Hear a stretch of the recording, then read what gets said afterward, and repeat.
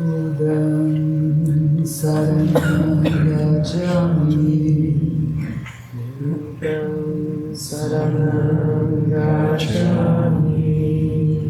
Dhammam saranam gacchami. Dhammam saranam gacchami.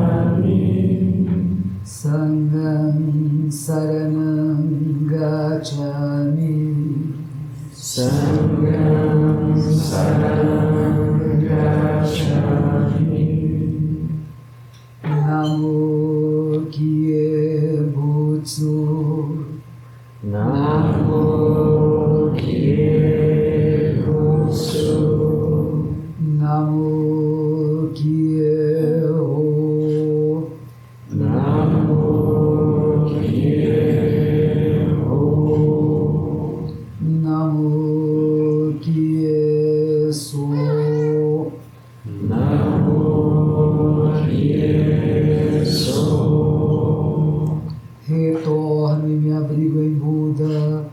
Retorne, me abrigo em Buda. Retorne, me abrigo no Dharma. Retorne, me abrigo no Dharma. Retorne, me abrigo na Sangha. Retorne, me abrigo na Sangha. Nós fizemos agora o que se chama refúgio, o abrigo nas três joias. Muitos de vocês conhecem isso. Muitos de vocês talvez não.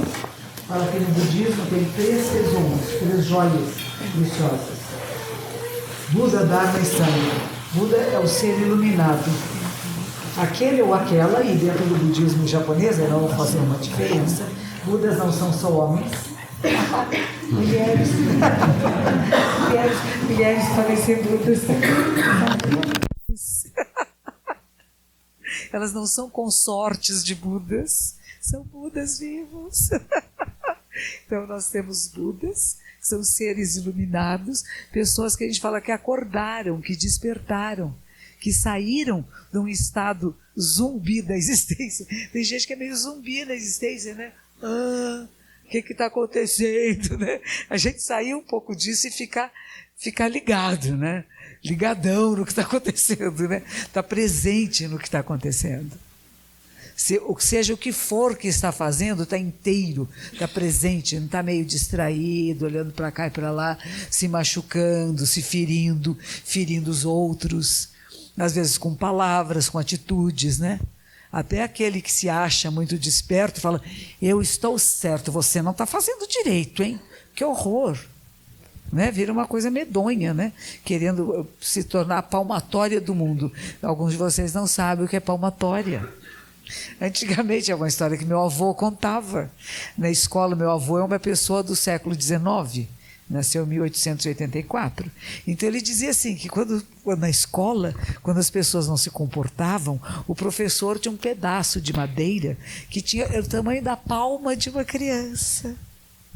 Aí se não se comportasse, chega a dar palminha assim para o professor, ele ia lá e dava uma paulada bem forte, assim que ficava a mão assada, que doía tanto com a vermelhinha.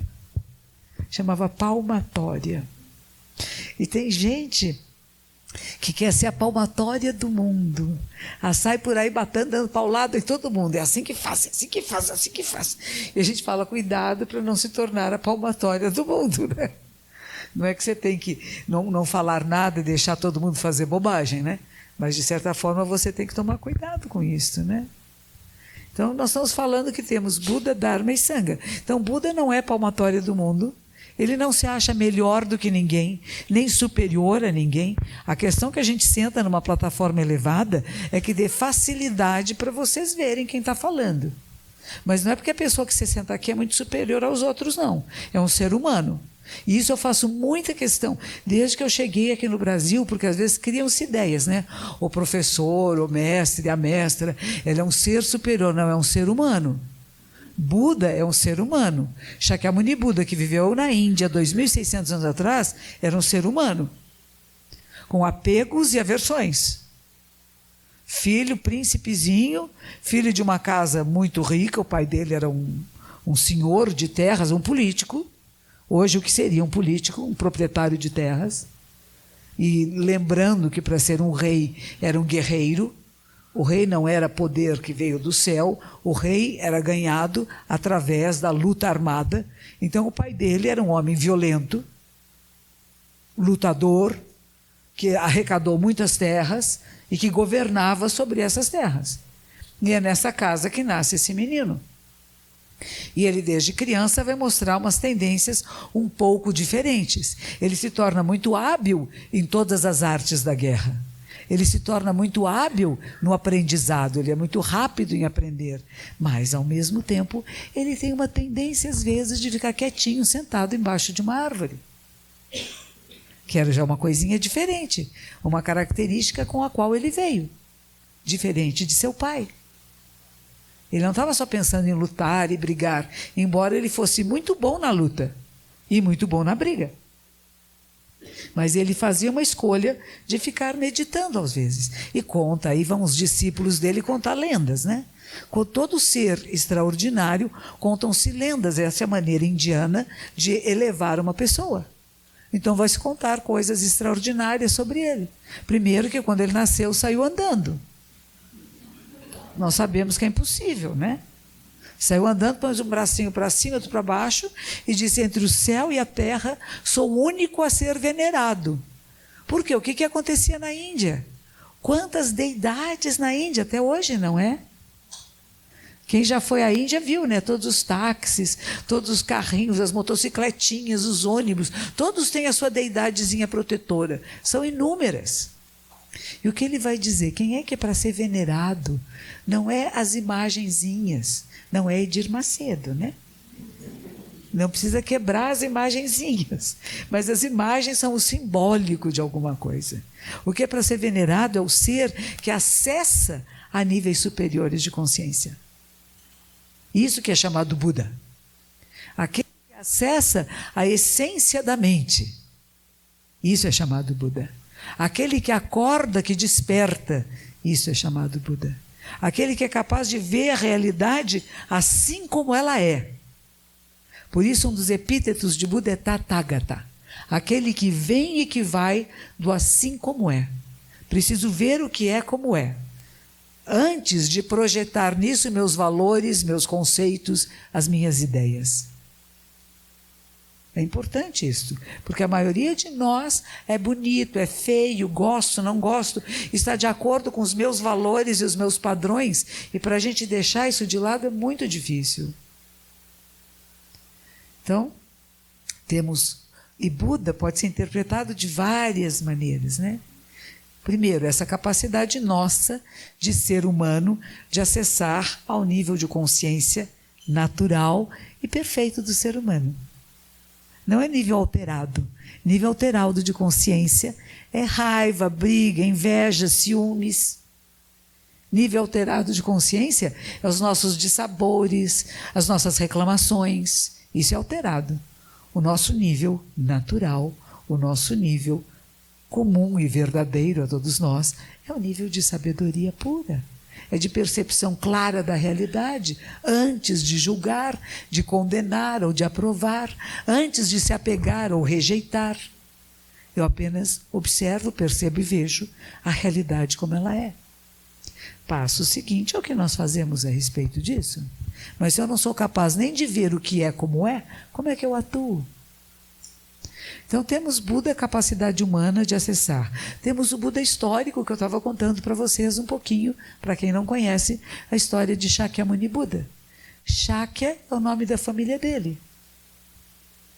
Souza, Azevedo, enfim, é o sobrenome da família, é o nome do clã, do grupo que ele pertencia.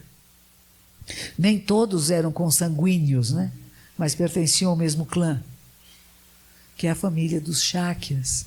Existem grupos budistas no Japão, da Terra Pura, que quando alguém recebe os preceitos budistas, o compromisso de seguir a vida budista, todos recebem o nome de Shakya.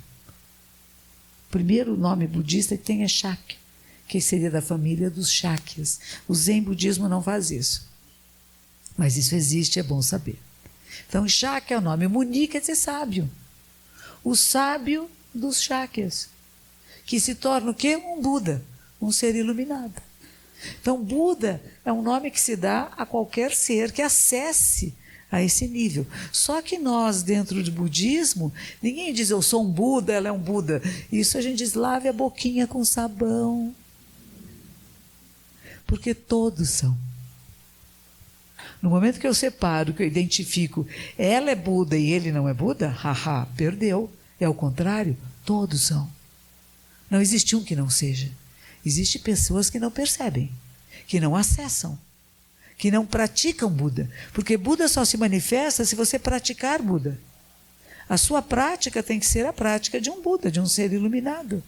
Agora, se você pratica ser bandido, né? Se você pratica ficar brigando com os outros, se você pratica um sistema de não percepção dessa realidade como um todo, se eu só estou preocupada com a minha individualidade, com o meu bem pessoal, eu não estou praticando Buda. E se eu não pratico Buda, Buda vai embora. Ele não fica. A gente diz que precisa ter uma comunhão espiritual. Isso é um texto do mestre Dogen Zenji Sama, fundador da minha ordem. Tem que ter uma comunhão espiritual entre a pessoa e os Budas. Comungar. Alguns aqui já foram católicos, talvez, ou são. O que faz na igreja? Comunga. O que significa comungar? Põe uma hóstiazinha na boca, que ele é o quê? O corpo de Cristo. Você come o corpo do coitadinho. Não é isto, né? É que o corpo de Cristo é o seu corpo. Ele se torna o seu corpo. Isso é comungar. Tem uma relação de grande intimidade. Entra em mim, está em mim. A minha avó, que era muito católica, quando ela voltava da missa, ela dizia assim, agora eu vou te dar um beijo de Jesus. Não é o meu beijo de vovó. Eu comunguei e este é o beijo de Jesus.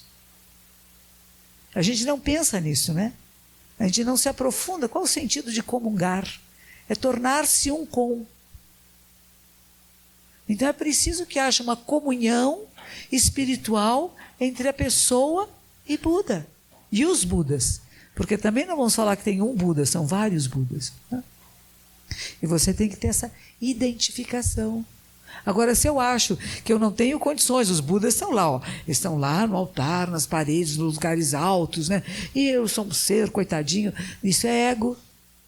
Sabiam que isso é ego? Eu diferente, eu coitadinho, eu insuficiente, eu não pronto, eu não capaz. É o mesmo que o outro diz, eu melhor do que os Budas, eu o máximo, eu o todo, é igualzinho. São os dois extremos, né? De ser controlado pelo aquilo que Freud, porque Buda não falava de ego, coitadinho, não existia essa palavra. Ele falava do eu. Em japonês tem uma frase do nosso fundador, mestre Dogen, que eu gosto muito. Ele diz assim, Jiko onarao toyu wa Jiko wasureru nari. Estudar o caminho de Buda é esquecer-se de si mesmo. Estudar o eu é esquecer-se do eu. Porque nós vamos estudar o que teve aquele filme bonito, né, o eu maior. Eu vou estudar o grande eu. Eu não vou estudar meu euzinho. E às vezes nós sentamos em meditação e nós ficamos estudando o meu euzinho. Eu falei, eu não falei, eu também faço. Vocês pensam que eu sentei aqui e fiquei pensando, fiquei pensando de onde eu vim, para onde eu vou, o que aconteceu, né? Eu preciso dar um tempo para mim. Quando eu começo minhas palestras, meus encontros fazendo meditação, é porque eu preciso. Eu preciso chegar no lugar. Porque eu venho de outras experiências, de outros estímulos. E eu preciso de silêncio. E eu preciso saber para que eu vim, o que estou fazendo aqui e quem são vocês. Porque eu não posso ter um discurso pronto que eu falo num lugar e que serve para o outro. E tem que adaptar, vocês têm que entrar dentro daquilo. Não. Quem são vocês? Por que vieram aqui? Qual o propósito desse nosso encontro, né? É diferente, eu tenho práticas na minha comunidade em que eu faço uma coisa que se chama Teisho, eu faço uma palestra com muita seriedade, todo mundo virado para a parede, ninguém olha para mim. Porque eu não sou importante. E não quero que vocês se distraiam me vendo. Por isso ficam virados para a parede. Na sua prática meditativa, que é a prática do Zen, nós olhamos para uma parede branca. sem nenhum estímulo, para que eu possa projetar tudo que está em mim, até que eu me canso de tantas projeções, de tantos pensamentos e ideias sobre eu, minha vida, o que eu fui e não foi, o que falei, que não falei, quem foi, o que eu fiz, o que eu vou fazer. Chega um momento que a gente cansa. E na hora que a gente cansa, a gente vai para o nível seguinte. Que nem aqueles joguinhos. Vocês fazem joguinhos assim? Não deixam você fazer muito, né, Cauã? Vida dura lá. Não é joguinho assim, né? Você passa de um nível, não vai para outro nível. Não é assim que faz. No primeiro a gente erra, volta, cai no buraco, até que aprende a pular o buraco. Chegou. Na hora que está bom nesse nível, o que tem que ter? Outro nível. Aí você fica bom nesse nível, tem outro. Essa é a vida. Na hora que você sabe, você acha, agora eu já sei, se prepare. Porque vai ficar mais difícil. E cada vez fica mais difícil. Por isso que eu aprecio muito esses joguinhos. Eu não pratico eles, mas eu acho bem interessante. Porque é um estímulo neural para você perceber que não tem um estágio final. Eu sou o campeão de todos os jogos. Agora eu ganho todos. Não, porque quando você acha que você ganhou todos, o computador cria mais um. E você tem mais um obstáculo para superar. E a nossa vida é isto. São obstáculos que vêm, que nós superamos, e aí tem outro. E aí tem outro. E por isso é tão interessante viver. Por isso é tão divertido viver. Porque não tem um ponto final de aprendizado, de crescimento e de conhecimento. Quem acha que tudo conhece, está perdendo a oportunidade de conhecer alguma coisa que desconhecia. E sempre tem alguma coisa que nós não fomos capazes de perceber. Buda, o ser iluminado, Shakyamuni Buda, o príncipezinho, que vivia com carros blindados, com seguranças. Ontem tinha um segurança lá, enquanto eu autografava livros, tinha bonitinho um segurança do meu lado. Parecia um ator de cinema para mim. Eu não estou acostumada com seguranças, né? Então tem um segurança do lado, para mim tem um ator. E ele era um homem forte, e ele ficava bem sério, olhando tudo. Que bonito, né? Então, Buda seria esse menino rico que precisa de um segurança do lado, né? Que tem carro blindado. E que então já tinha as tendências meditativas, mas ele casa cedo, como é comum casar-se na Índia. Quem já esteve na Índia aqui? Então vocês sabem, né? A moçada lá, homens e meninas, se casam por volta dos 15 anos. Por isso que eu casei quando eu tinha 14. Era tão indiana. Mas eles se casam cedo, são casamentos arranjados, né? E vocês que não sabem, é bonitinho. A noiva fica esperando no lugar, é o contrário do nosso, né? E o noivo espera no altar, né, em algum lugar. Lá não, a noiva que espera. E o noivo vem a cavalo, nós vimos ele. O noivo vem a cavalo para mostrar que ele é macho mesmo. E para ele ser mais macho ainda, ele carrega um menino no colo. Quer dizer que ele vai produzir filhos homens. Não é uma sociedade patriarcalista, nem machista. É uma sociedade muito amorosa com as mulheres. Não é interessante isso? O homem vem a cavalo, bem bonito, de turbante, só com homens à sua volta. Não tem uma mulher. Ele vem numa procissão masculina. Os machos aqui estamos e nós fazemos bebês homens, porque nós controlamos o mundo, né? É bem bonitinho até. Aí depois do casamento, o turbante dele é amarrado no saí.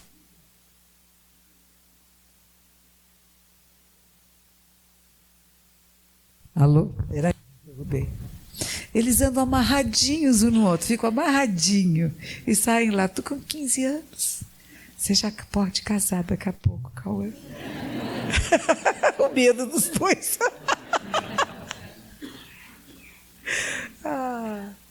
Mas então, ele se casa com 15 anos. E é muito feliz.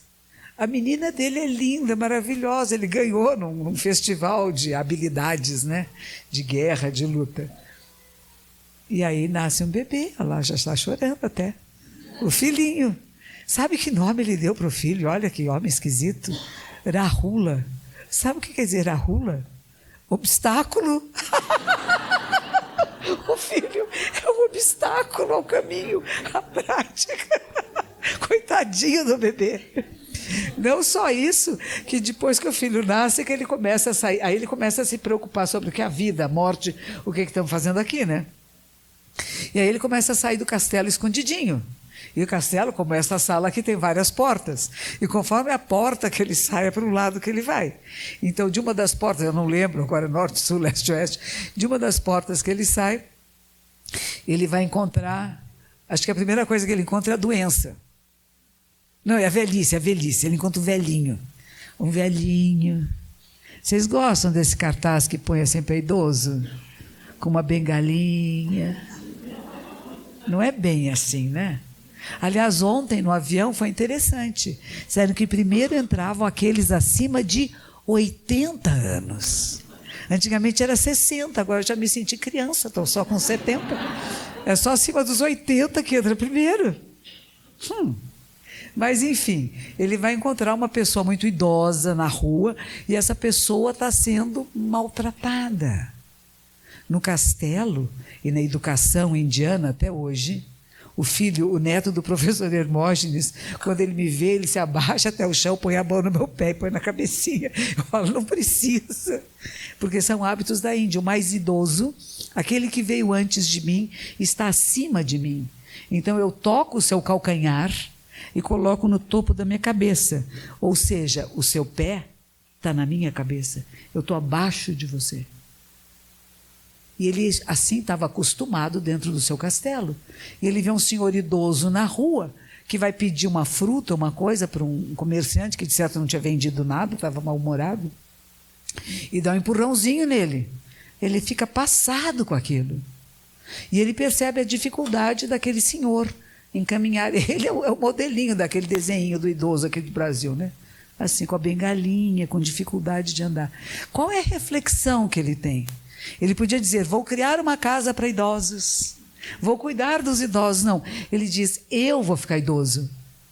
Meu bebezinho vai ficar idoso. Percebe a diferença? Todos nós, se não morrermos jovens, vamos ficar idosos. Na juventude não pensamos muito nisso. Uma casa de idosos da colônia japonesa em São Paulo, há muitos anos atrás eu fui lá para fazer uma palestra em japonês para aquelas senhoras e senhores que não falam português. E tinha uma jovem com um bebezinho no colo. Eu falei, que bom, você veio fazer aqui. Ah, vim visitar o Bachan, trazer o bisnetinho para ela conhecer. Eu falei, você trouxe o bisnetinho para conhecer para o lugar para onde ele virá, não é? Ela, você não pensa que você vai deixar o seu bisnetinho numa casa de idosos, né? A bisa é bom que fique, né? A bisa, a tataravó, a gente quer isolar, deixar num lugar separado, porque incomoda, né? Tem que prestar atenção, pode ter deixado o fogão ligado. Mas eu não penso que o meu bebê vai para lá. Eu achei tão interessante poder dar ela essa perspectiva, né? Se você acha que é bom para a bisa, é bom para o bebezinho. Então faça que seja bom, né, para a bisa, que seja excelente, porque é para você e para o seu filho. E essa é a visão que ele tem. Eu vou ficar idoso, meu bebê fica idoso. A juventude é muito breve, é passageira. E a pergunta que ele faz, que sentido tem a vida? Estava tão gostoso.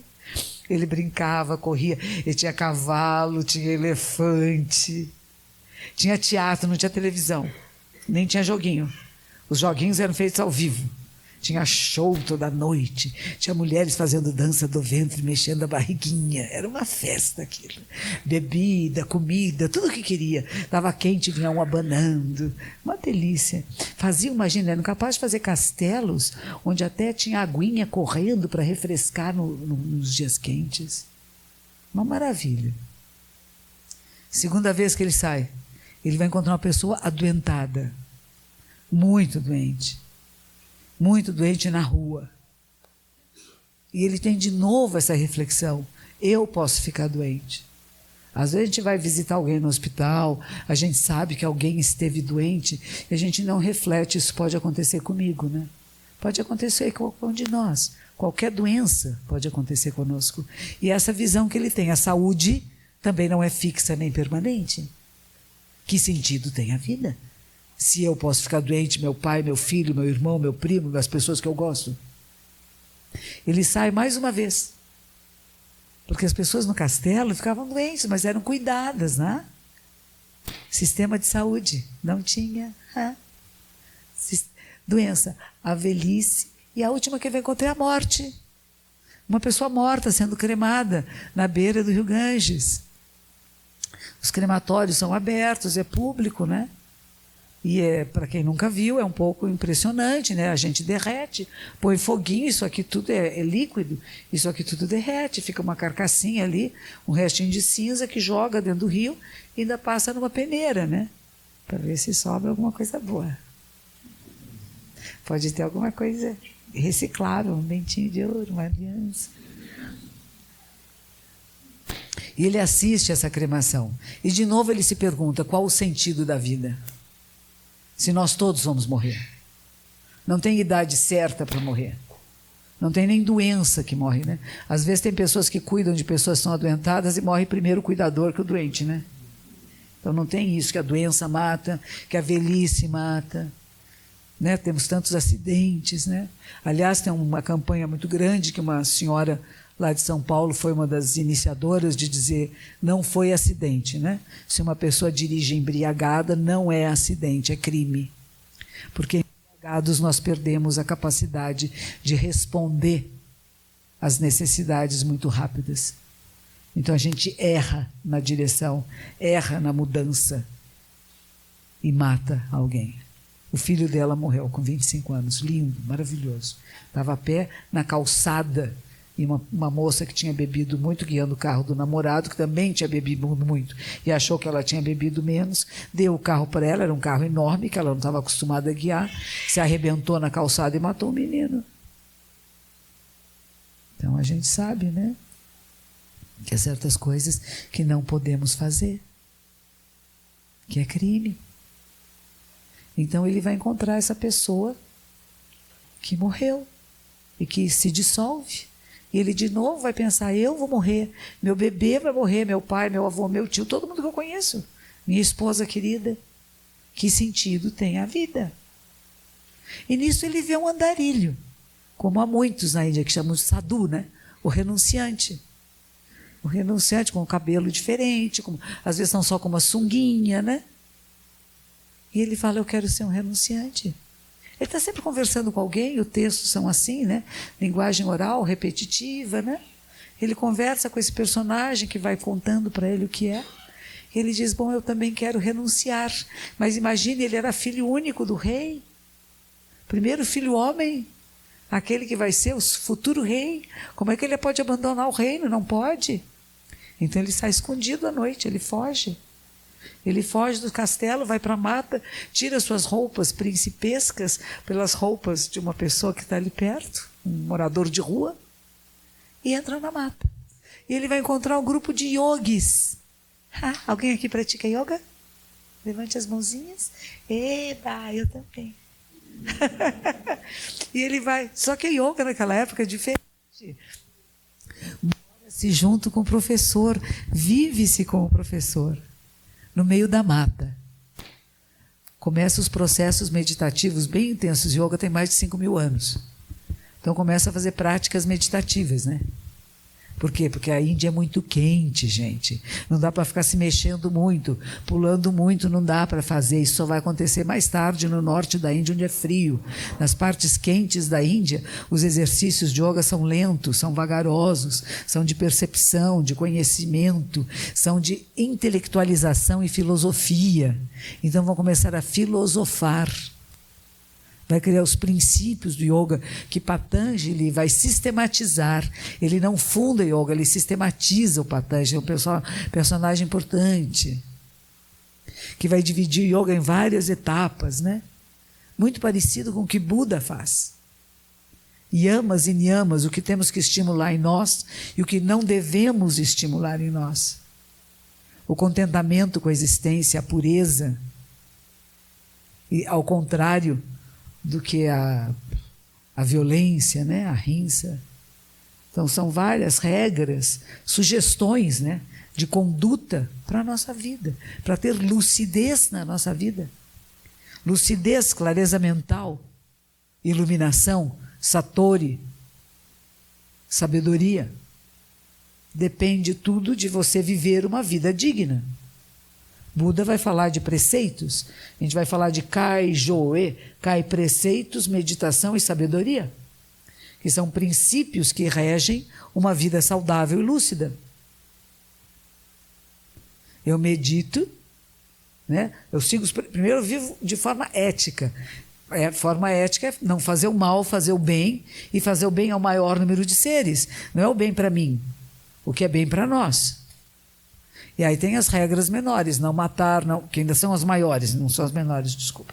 Não matar, não roubar, não abusar da sexualidade, não mentir e não negociar drogas. São os 5 preceitos que é comum de todos os grupos budistas. Uma vez eu recebi do Shagdu Rinpoche os preceitos do Bodhisattva, lá em São Paulo, com a Lama Tsering. Lama Tsering tinha chegado no Brasil, na mesma época que eu cheguei no Brasil. E nós tínhamos uma aluna em comum. E essa aluna me levou para, quando o Shagdu Rinpoche foi em São Paulo, onde a Lama Tsering morava e praticava, e ele estava dando os preceitos de Bodhisattva. Bonitinho. Aí eu recebi os preceitos dele, gostosos. E são esses 5 principais. Não matar quer dizer dar vida. Dar vida a Buda, sabedoria, inteligência, clareza na sua vida. Não roubar. A gente fala, não pegue nem um alfinetinho que não lhe foi dado. É partilhar, compartilhar as coisas. Não tem propaganda na televisão, desapega, desapega, desapega? É por aí. Não matar, não roubar, não abusar da sexualidade. Sexo, sexo, sexo.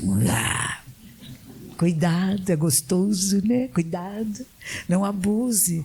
Abusar é isto, você exigir do outro que tenha uma relação sexual com você quando não é à disposição do outro. Nem homens nem mulheres devem fazer isto. Deve ser de comum acordo. E deve ser de um acordo de respeito, não de abuso, né? Então, não abusar da sexualidade. Os chakras do corpo, se você estimula só os chakras inferiores, não fica legal, você não fica de bem com o mundo, nem com a sua vida. Fica doente. Uma vez eu conheci um menino que veio falar comigo e disse, monja, eu preciso da sua ajuda. Eu sou obcecado por sexo. Eu só penso em sexo. Eu chego na aula, olho para as meninas, só penso que eu vou fazer sexo com elas. Já fico imaginando elas peladinhas. Isso isso acontece, né? Mas você procure pensar outra coisa. Não é fácil, né? Ele ficou estacionado ali, né? A gente tem que usar meios expedientes para não ficar preso. É o chakra da sobrevivência, né? Que é sexualidade, comida e sono. Quero comer, dormir e fazer sexo. Quer dizer, está no chakra inferior. Ele é importantíssimo. A nossa sobrevivência depende disso.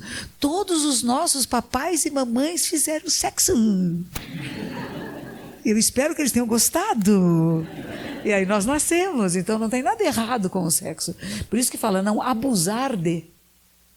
Né? É que nem não abusar de açúcar, né? Não abusar de certos alimentos, não abusar de bebida. Não abusar da sexualidade. E não mentir. É bom esse, porque vem logo depois. Aí eu não abusei. Mentiu. Não mentir. O contrário disso seria falar a verdade. Mas como é que você fala essa verdade também? Não pode ser aquela pessoa que está espetando todo mundo, xingando, ofendendo, né? Como é que você fala e manifesta a verdade? Essa é uma prática, é um treino. E o último, não negociar drogas intoxicantes, qualquer coisa que possa intoxicar a mente humana. A mente humana, como diz sua santidade, é incessante e luminosa. Se eu quero apreender essa mente, quero pegar para mim, quero manipular a mente do outro, quero convencê-lo do que eu estou convencido, senão eu lhe corto a cabecinha, eu ponho fogo. Não é verdade? Isso não pode fazer. Manipular vocês que trabalham em publicidade. Quem trabalha em publicidade aqui? Olha a responsabilidade. Manipular a mente. O que se aprende em publicidade? Como funciona a mente? Qual vai ser aquele produto? Como é que a gente faz para vender aquele produto? Que tipo de propaganda a gente faz? Que música faz? Como é que eu convenço as pessoas a comprar o que eu quero que elas comprem? Não é legal? Isso é manipulação. Mas você pode manipular para o bem. Eu tenho um aluno que ele é um publicitário, e ele dizia para mim, pois é, monja, a senhora vê, me mandaram fazer publicidade de colchão. Eu falei, que alegria! O bom sono. Como é que uma pessoa dorme bem? Você tem uma chance extraordinária de ensinar as pessoas a cura da insônia. Com a venda do seu colchão. Quem é que vai dormir bem? Quem não cometeu crimes, abusos, quem está tranquilo, né? Tem a mente pacificada, esse vai dormir bem. Olha que maravilhosa oportunidade o universo está te dando para vender colchão. Não é verdade? Como é que você usa tudo que chega até você como uma maneira de passar ensinamentos? Em São Paulo teve, uns tempos atrás, um homem que ganhou um prêmio, né?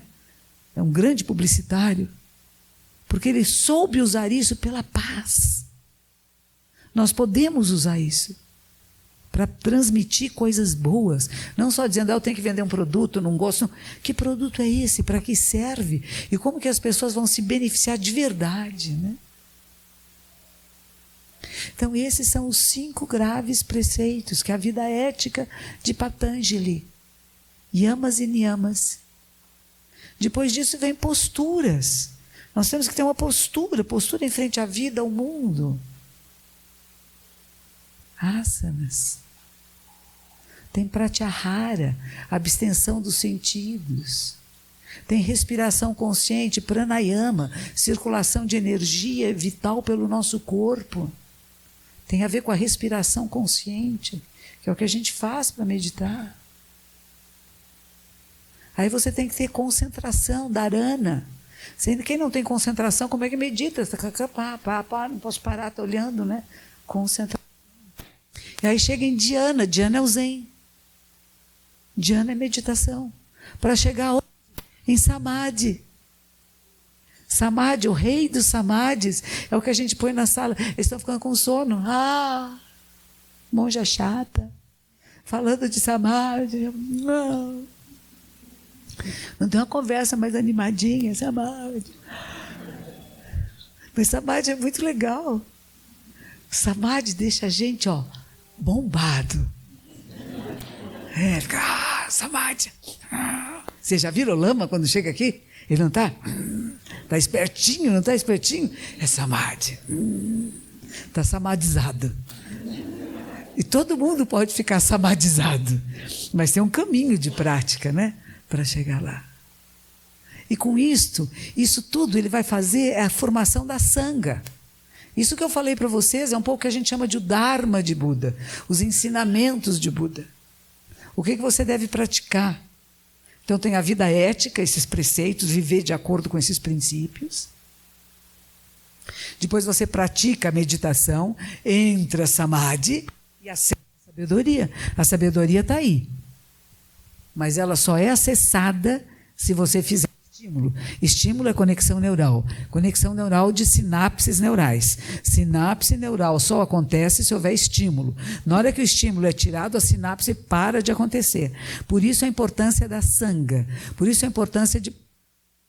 Pronto, deu sono de novo. De praticar juntos. Pode bocejar. É um bom sinal para mim. E está na hora de parar, eu acho. Faz 11h15, eu já estou com dor na perna, vocês não estão? Não, a gente vai levantar um pouquinho. Pronto. Vamos fazer um pequeno intervalo agora.